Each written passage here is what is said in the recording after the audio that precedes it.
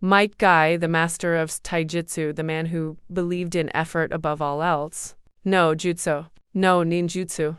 No forbidden techniques. Only pure physical strength and unbreakable will. But that day, Guy transcended the limits of the human body. He opened the final gate, the 8th gate of death. From that moment, his speed became so absurd that he could literally run through the air, using the force of his own steps as propulsion. With air-shattering punches, Guy began to pressure none other than Madara Uchiha, who at that time had already become the Ten-Tails Jinchuriki. One of Guy's punches, pure compressed air, hit Madara so hard that it made him bleed. Then came the Night Guy, a single strike that tore through Madara, destroying half his body and even breaking part of the divine tree. Meanwhile, after receiving the power of the Sage of Six Paths, Sasuke Uchiha reached a completely new level of power. The chakra of Hagoromo awakened the Rinnegan in his left eye, merging the power of the eternal Mangekyo with the energy of the Six Paths. Even without any tailed beast chakra, Sasuke became one of the most dangerous shinobi in history.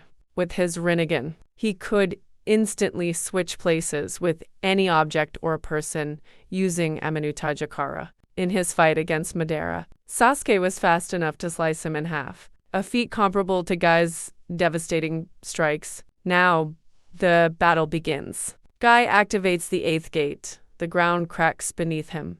The air vibrates, and his aura ignites like fire itself.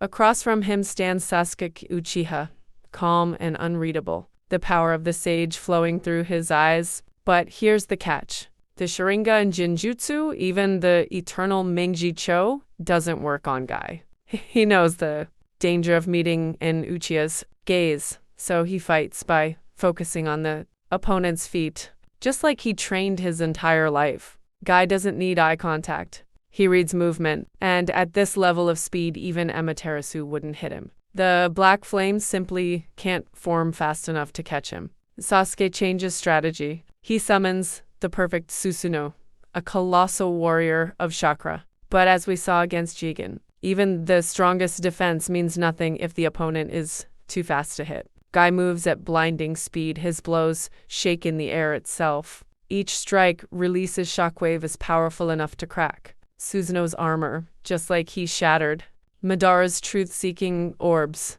However, Guy must get close. That's where his punches are most devastating. Still, Sasuke's chakra from Hagoromo enhances his visual power. His Susanoo is far stronger than before. At range, Guy's air blasts wouldn't do much damage. But if he lands 1 or 2 direct hits, Sasuke's defense could collapse. Sasuke, as always, analyzes everything instantly. He understands Guy's movements just as he once saw through Madara's limbo, Deidara's traps, and Jigen's tricks. He knows Guy is burning his life away with every second that passes. So Sasuke evolves again. He cloaks his Susanoo in Amaterasu flames, creating an armor of living black fire.